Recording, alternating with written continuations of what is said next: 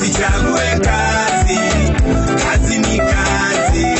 Mungu atabariki kazi ya mikono yako. Usichague kazi, kazi ni kazi. Mungu atabariki.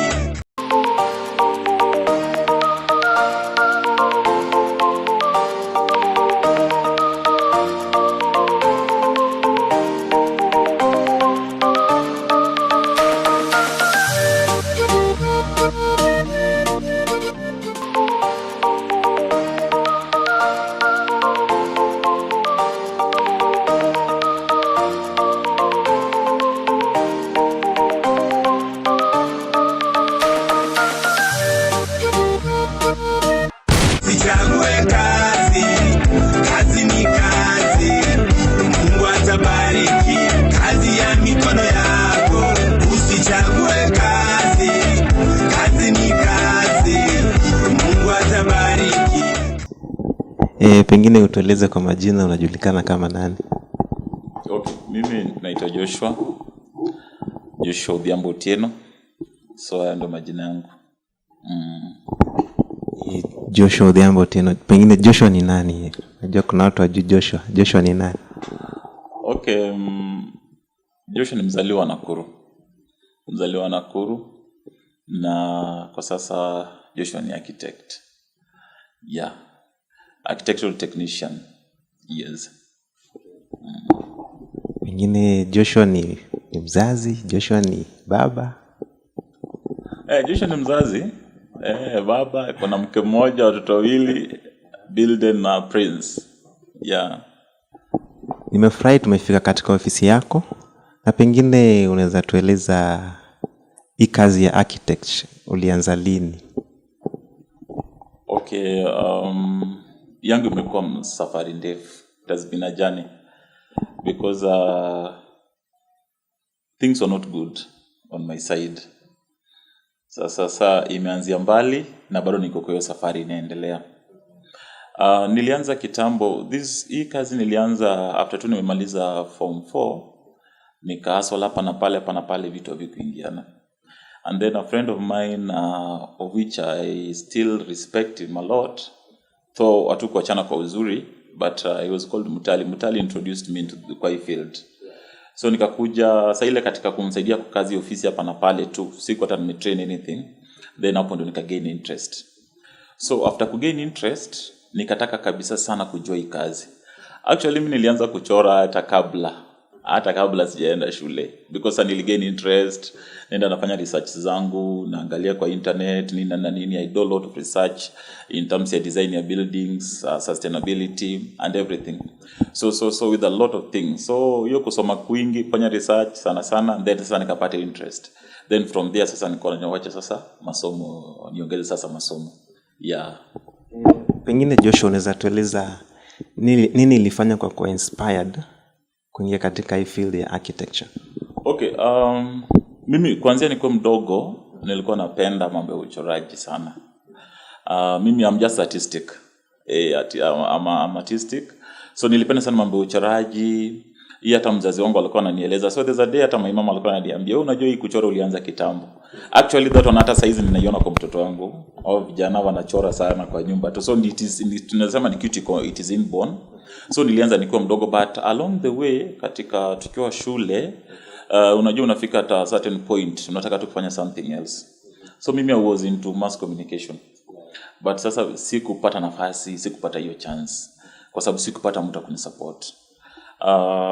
Nikirudisha tu nyuma kidogo, when my dad alipoaga dunia in the year 2000. So I've struggled a lot, by the way. Alituacha nikiwa class 6. Class 6 tulikuwa na my brother in the same class.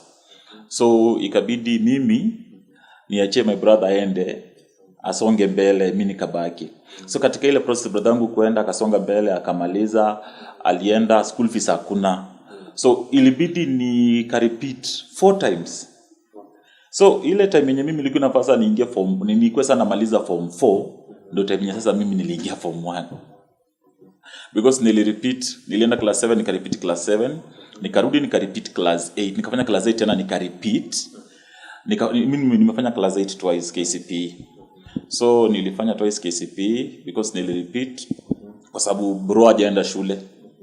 Bro akaenda shule, nikaenda home nikakaa 1 year tena after ku repeat hiyo. Sasa hiyo sana mara 3 nikaingia hii shule inaitwa iko hapa karibu na Nakuru High. There's a school there, high school, hata nimesahau jina yake. So mimi nimesomea shule karibu 4 by the way. High school. So nika repeat again. Nikaenda form 1 nika drop out because of school fees. So ndio a certain pastor alinichukua, tulikuwa church, then akanisaidia kidogo, nikaenda City Mission. Nikasoma City Mission kidogo, after City Mission nikaenda Kenyatta Secondary School.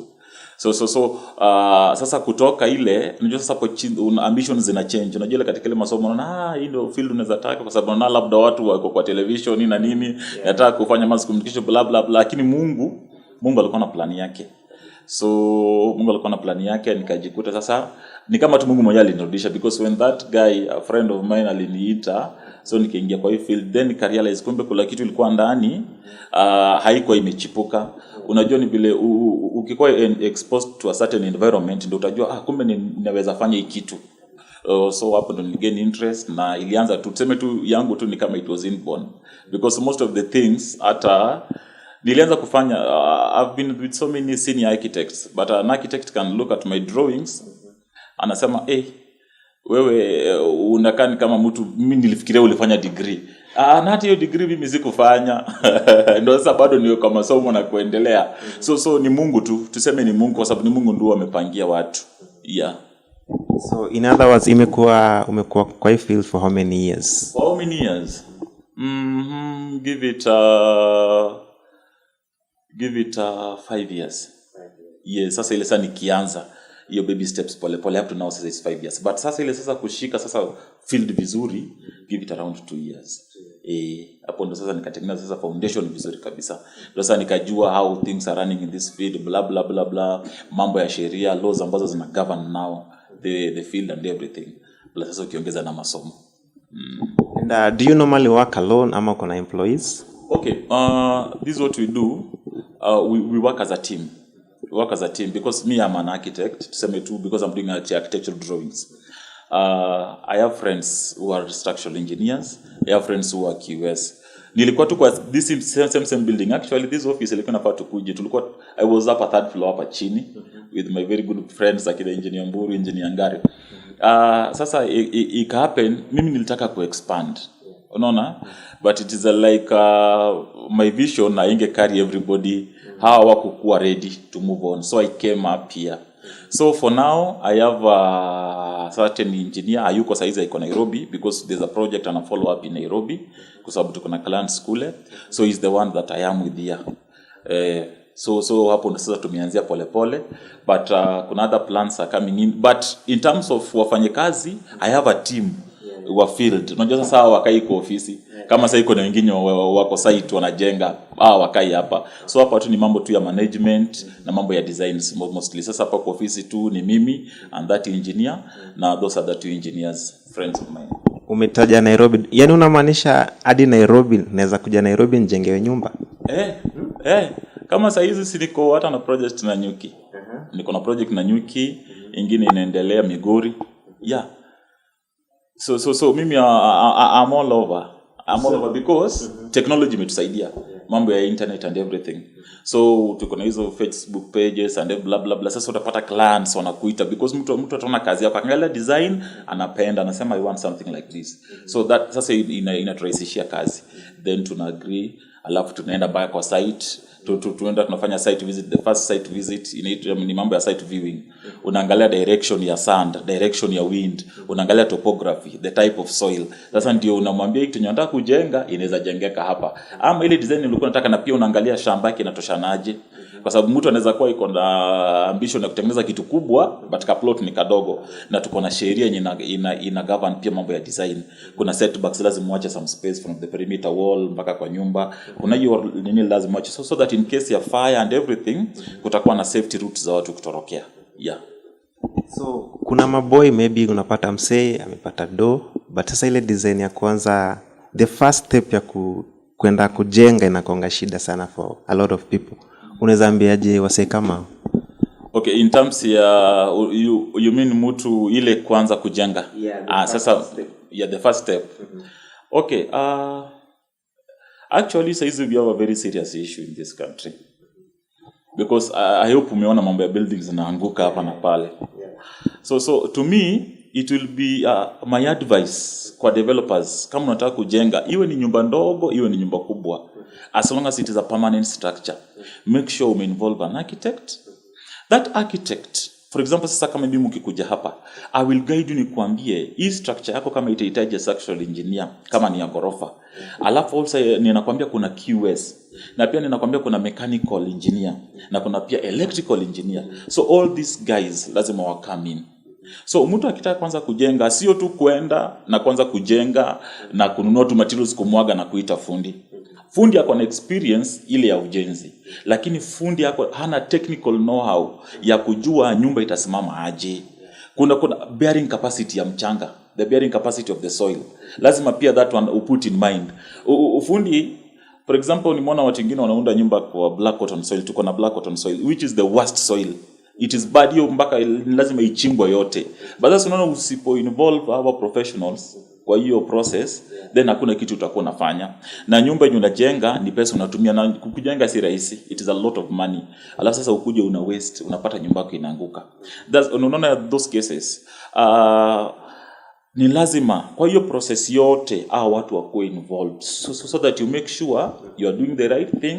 Nyumba yako itakuwa sawa, nyumba yako haitakuwa pia a health hazard kwa sababu utapata, unajua when you come to an architect like me, nikikudesignia nyumba, naangalia mambo ya ventilation, naangalia mambo ya natural lights, naangalia mambo ya space. Because kwa the first meeting nitakuuliza unataka nyumba pekee ya kiasi gani. Ukisema 3 bedroom, master bedroom kitanda itatoshanaje? Usichorewe ka kitu ama uende tu upime kwako na mguu hivi vile huwa wanafanya, wanakanyakanyaga tu, alafu unaambia fundi weka hapa. Ukimaliza kujenga unapata hata kitanda haingii kwa ile room. Ukimaliza kujenga unapata hata kitanda imeingia kwa wardrobe, hakuna penye wardrobe itaka. Alafu pia placing of the bed. Unajua, for example, unapataga nyumba zingine ukienda kichwa kitanda imeface dirisha. It is not supposed to be that. Dirisha inafaa ikuwe independent. Unaona? So such kind of things. So it is important kwanza kabisa mtu akianza aende kwa architect. Hata kama ni nyumba ndogo kiasi gani, start from there. Huyo mtu atakusaidia, atakuguide, atakuadvise, na pia number of materials ni utatumia. Ndio hata ukiweka kwa site kama fundi wanataka kukucheza, labda wanataka kukuiba, tayari utakuwa umejua uliambiwa na QS simiti ni ngapi. So unajua zinatumika aje, na pia mambo ya ratio. So unaona all those things fundi hawajui. Yeah. Mimi leo nimejua kumbe naweza jenga nyumba imekaa hivi na nafaa iko hivi, sivyo? Yes. Sio atusemi tu bora nyumba. Aipata nyumba bora, isiwe tu bora nyumba. Nyumba bora. Iwe nyumba bora. Yeah. Nyumba yenye hata itakaa after 10 years it is still there. Hautaanza kuona cracks kwa wall. Unaona? Foundation ilifanywa vizuri. Professionals walikuwa involved. The ratios iliangaliliwa. Okay, sisemi fundi wote ni wabaya, kuna fundi wazuri wanajua hata mambo ya ratio. Kunao wazuri, but it is important work together na hawa professionals, because kuna part watapata a challenge.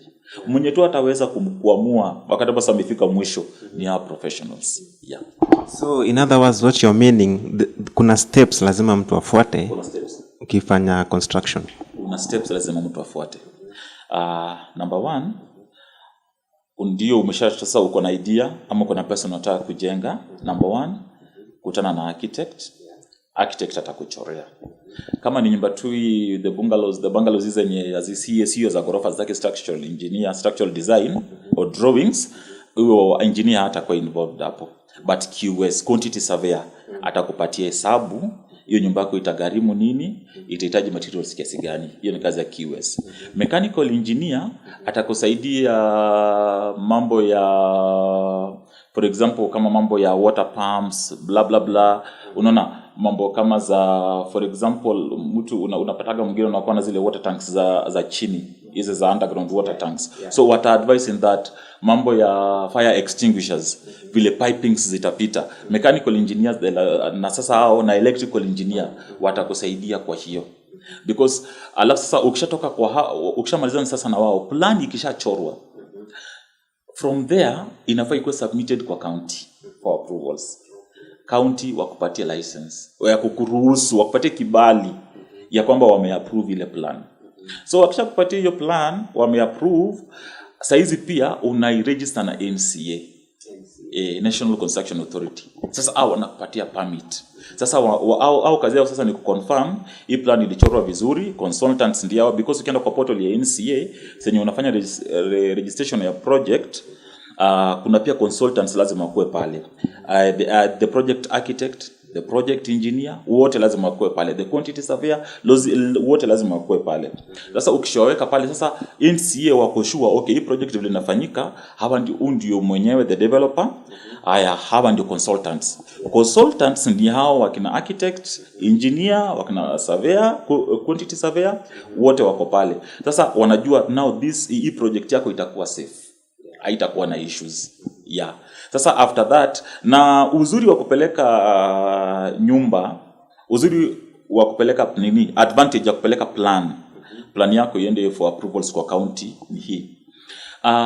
Unakumbuka vile SGR walikuwa wanahamisha watu, government inataka kurefund watu pesa, wanataka kutumia hiyo line, si ndio? SGR ipite hapo. So kama ulijenga nyumba yako ya 10 million na haikuwa approved na county, hautalipwa na government. Hiyo inaenda hivyo. So iko na a lot of advantages. Unaona, kukuwa na hizo vitu zote ziko approved, the plans are approved. Na pia utakuwa sure unaishi kwa nyumba yenye iko safe. Government ilikuja, hautasumbuana na watu. So hii mambo ya shortcuts ndio unaona inaleta so many issues. Unapata developer, mtu anataka kujenga, anajenga gorofa, si alishachorewa na architect na engineer. Sasa ile wakati wa kujenga alifukuza kila mtu. Sasa yeye ndio architect, yeye ndio engineer, yeye ndio kila kitu pale, yeye ndio foreman. Na ndio unapata sasa fundi watafanya mistakes. Na kwa sababu yeye hana technical know-how kama mwenye nyumba, ama the developer hana technical know-how, haizi jua kama fundi anafanya makosa. Sasa unaona baadaye inakuja inaleta issues. Alafu unasikia wanaanza kusema engineers wa Kenya wajui kazi. Hakuna kitu kama hiyo. Kuna the developers, the clients hawatupati chance ya to involved in their projects. After hiyo mambo yote approvals ikafanyika, watupate chance ya kukua part of the project. Maybe nikuulize, what are some of your main achievements in this field? Main achievements. Number one, unajua ukiingia kwa field unatakanga ufanye kazi, ukutane na wale wenye wamekaa kwa hiyo field wako more experienced. Mimi my main achievement naweza sema ni ya kwamba nimepata kibali ya kuwa close to these guys na wamenipatia guidance. Yeah. So now the senior architects that are in this field, a number of them, wengine hata wamenipatia kazi kwa projects zao, mambo ya supervision, wengine hata wananituma kwenda kufanya supervision kwa projects zao. So another achievement naweza sema nimecreate employment kwa youths. Nimecreate employment kwa sababu unaona ukienda site alafu unachukua hata wamama, by the way some of them wamefanya kazi kwa site yangu, ladies. So that is an achievement of itself. But for now ni kugrow. I'm still growing na bado kuna mambo mingi sana bado tumeandika chini, vision iko pale, the dream is there, so and we are going to achieve more and more. But basically ni provide good housing kwa watu, wapatie sehemu ya kuishi nzuri, kuna afya yenye haitawaletea madhara ya kiafya. Maybe what have you learned, because hii field ni kubwa sana, like on a lot of things, a lot of challenges. What have you learned in this field? I've learned a lot of things. Especially mambo ya kudili na clients. Hii field si rahisi. So mimi naweza sema si hata kulearn, mimi imenifanya nikakuwa tough. Na nimelearn that watu ni tofauti. That a client akikuja vile nitadili na huyu client so vile nitadili na mwenye atakuja ataingia kesho. So nimelearn kuweza kuaccommodate kila mmoja kulingana na personality yake. Kuna client atakwambia nataka umchoree apartments ya ghorofa 5 kama sasa hiyo yenye tutafanya nini pipeline. The same client anataka uchore kitu na 2 days, which is not possible. Unatapata nakuja na pressure na kuna ule mwenye utapata anakuja na kupatia ample time. So nimelearn watu ni tofauti. Na pia nimelearn kitu yenye ni mzuri kwa huyu si mzuri kwa mtu mwingine. So that is also a challenge on my side. Unaona? Kwa sababu now I must do my best to satisfy all of them. Yeah, and to meet their needs. Ushaijipata in a situation na kwamba umechorea client nyumba and then all of a sudden at the end of it mnakosana na kwa a lot of vurugu? Ushaijipata in that situation? Okay. Si hata kukosana, but kuna challenges too. Challenges ni ati mtu atakuja kuambia nataka nyumba. Katika ile harakati mtu anakuambia, mtu anataka kutumia picha. Ametoa tu picha kwa internet amekutumia. Unaambia okay, hii inaweza chora. Okay, mimi nataka ikuwe 6 bedroom bla bla bla bla. And then in the process sasa ikifika mali sasa unaanza sasa kumuuliza what is your budget. Mtu anakuambia mimi niko na 2 million. Whereas nyumba yenye amekupatia umchoree ni ya 8 million. So hiyo unapata at some point mnakosa kusikizana vizuri na client kwa sababu hautakuwa umemwadvise vizuri. Hakuna haja ni kuchoree nyumba uende ujenge tu pesa yenye iko nayo kujenge foundation na ikwame hapo na ni loan ulichukua. Ike for another 7 years ndio malize loan ama 5 years ama 4 years ndio tena uendelee kufanya superstructure. Hapana. So challenge iko client anakuja anataka kitu yenye anataka. Kuna clients wanataka kitu yenye anataka, hawataki wa advice, but wewe kabisa unaona atakuama. Unaona? So that is a challenge. But ile ati kukosana nini na nini hatujawa ile to me sijawahi kukosana na client ati to that extent. Ile tu misunderstanding kidogo hapa na pale. Na okay, another challenge si hata kukosana, client atakuja. Client anakuja anakuambia nataka umchoree nyumba design fulani. Hiyo nyumba ukiangalia client anakuambia hii mimi nataka unichoree na 5000. Na wewe unajua kabisa hiyo design hata 5000 hata 10000 hata 15000 haitaweza. Umeshika. So unapata hiyo client anaenda hapa anatoka, anaenda tu sasa amu kusikizana. Hiyo naweza sema tu ni hali ya biashara. So ni leo kama ni yako, kama ni Mungu alisema ni yako, kama bahati ni yako, kama si yako, si yako. Na mimi husema kila ambacho Mungu amenipangia ni changu, nitakipata. Na kila ambacho Mungu hajapanga kama sio changu, sio changu. Unachukua muda upi kuchora nyumba maybe? Okay, it depends na design. Zingine zitaenda 1 week, zingine zitaenda 2 weeks, zingine zitaenda hata 1 month or 2 months. Kuchora tu unaweza chora design utoe kabisa mpaka utoe picha hiyo, but sasa kuna part ya detailing. Sasa detailing ndio kazi. Detailing hapo ndio unaambia hizo details, ndio unaambia fundi hapa utafanya hivi, unaweka ratio hii, finish ni type hii, bla bla bla bla, so all those things. Sasa hiyo ndio inatakiki time. But nyumba hizi 3 bedroom, the bungalows hizo you can do them even within a week. Na umefanya kila kitu. And also it depends client anataka nini. Because mwingine kutakuwa na lot of discussions hapo ndani, kutakuwa na lot of discussions mpaka sasa utapata mnavuta inajivuta even up to a month kwa sababu I am here to serve the client. So asipokuwa satisfied na hii, so lazima nitoe kile ambacho anataka, na akikwambia anataka time kidogo hata afanye research, because it is also good kufanya hata pia afanye research. So mnakuja then mnashare. So siwezi sema ati kuna ile tu time frame unaweza sema ati design itachukua nini. Hapana. Pengine local government, unajua kuna taxes pia zinakuwa incurred kwa businesses, architectures. What are some of the challenges unapitia pertaining in the local government? Mimi upande wa taxes hiyo tu kila mtu anaumia hii Kenya kwa sababu taxes ziko juu. And it is a challenge hata kwa clients, it is a challenge. Sisi upande wa local government hiyo sasa hapo ndio tunapata shida, especially kwa building inspectors. Nile tu there's a lot of confusion. There's a lot of confusion in this industry. There's a lot of confusion in the built environment. Utapata county officials wenye wako kwa under building department, the building inspectors kwa county, utapata at some time unashindwa role yao ni gani, because wana come up wana play back a role ya consultants kwa site. Na clients wamepitia hii. For example, a client senye unajenga, the only person mwenye anafaa akuje kwa site na kuna ile supervision fee nafaa alipwe ni consultants, wale wenye wanakuja kuangalia kazi yako. The county officials wanakuja tu, inafaa kuja tu ku make sure ya kwamba the consultants walikuja wakasign the building card na kazi inaendelea, hakuna kitu mmechange kwa plan ile ilikuwa approved. But sasa unapata sometimes unapata mpaka some county officials unasikia client anakuambia alikuwa hapa na alichukua 10,000, unaona. So you wonder how comes, because yeye ako kwa salary, si anapata mshahara. So yeye hakuna vile inafaa kuja tena achukue pesa kwa client kwa site.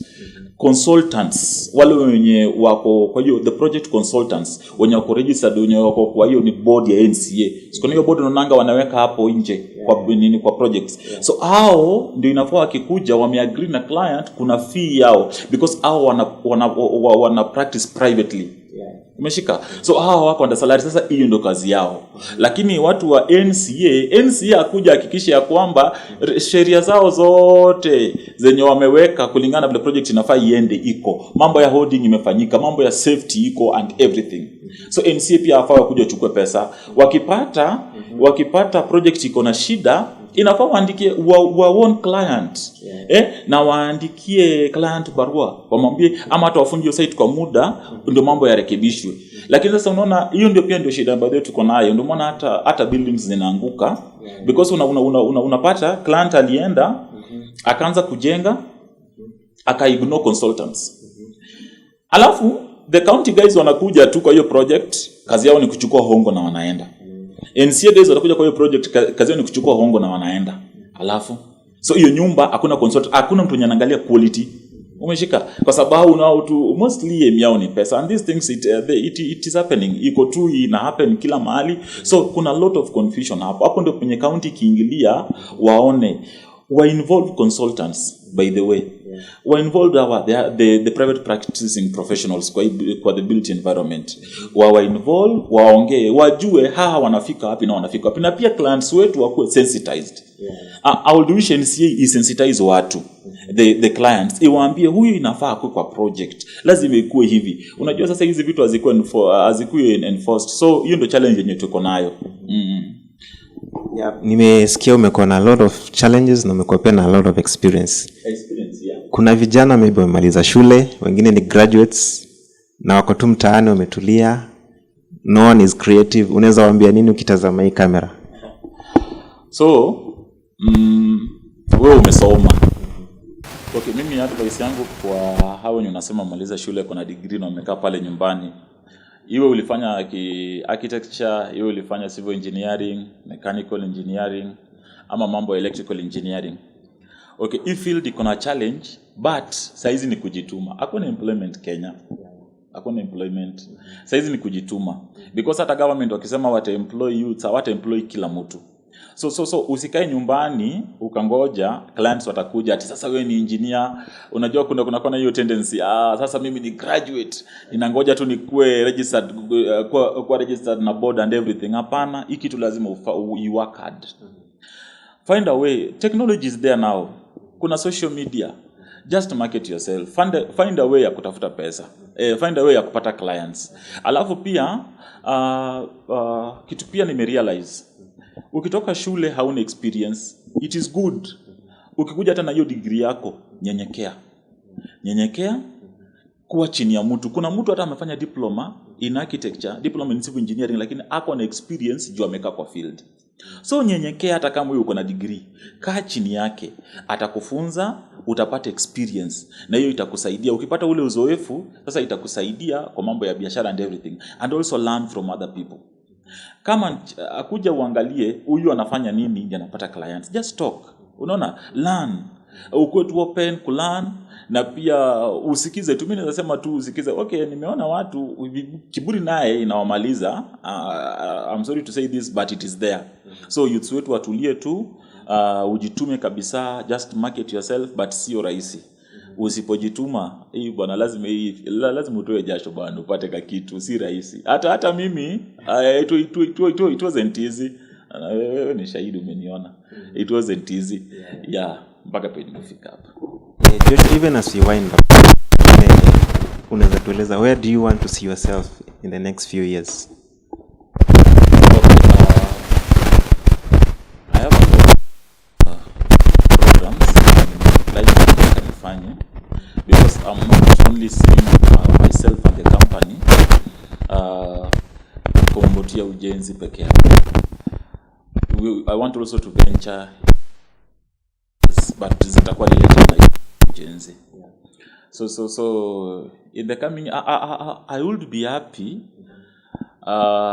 nikikiwa hata na nini yangu business zingine kama za mambo ya furnitures. Tufanye pia furnitures zenyewe, tukijengea mtu nyumba tunaweza hata mpaka tunaifurnish everything. I will be happy also after nikiwa hata na hardware, it is easier dealing na clients ukiwa na hardware and everything. So kuna vitu mingi sana. So in the next few years, I have a vision and a dream. I love employees. Mungu atupatie tu hiyo neema tufike hapo. And also pia mambo ya community. Unajua pia mambo ya ujenzi na uchoraji wa nyumba and everything. Sasa hizi simuona kama tuko na mambo ya global warming. So God willing, next year I have a plan. Nataka tuanze pia mambo ya upanzi wa miti, especially hapa Nakuru. Because ni nani alisema katikati ya town hapa hatuwezi kuwa na miti? Who said that? Who said that kwa CBD miti zote zikatwe watu wainue magorofa? No. If the county can help us, I was just thinking about this. If the county can help us, kukuwa na sheria na regulation ya kwamba hata kale ka 50 by 100, your plot ya 50 by 100 ikwe inatengwa sehemu fulani ya kupanda tu miti, hata kama ni miti 4, only 4 trees ama 5 of them, kukuwe na percentage ya hiyo area yenye miti itakuwa inapandwa, so that pia tuangalie mambo ya mazingira. So I have a plan. Tutaongea, unajua Nakuru inafaa ikuwe beautiful. See, it is now a city. Yeah, it is now a city. So tutaona. I'm working on something. Nataka tuone huku ndani government ituruhusu tupande miti hapa kwa hii street yetu. Yaani mtu akikuja Nakuru, unaona inakanga it is bare. Hakuna miti, wanakata zote by the way. Wakifanya ujenzi wanakata miti, wanaua mazingira Nakuru. So also I'm looking on that. Na pia I'll team up also na schools. I'll team up na institutions, pole tu. Yeah. Chini atakusaidia sana. So yangu tu ni kusisitiza kwa mambo ya ujenzi, wacha tufuate tu sheria, wacha tutumie the relevant professionals wenye wako kwa hii field, watakusaidia, utapata nyumba nzuri, utajenga nyumba, hautakuwa na shida. Na hao pia ndio wataku advise hata mambo ya kurun site management and everything. Yeah. Thank you so much. You've been watching Chapa Kazi with me, Jack Carson, na leo tumetembea Josh Hack Design, uchoraji wa nyumba kali sana. Until next time, tupatane hapa Chapa Kazi, nami Jack Carson.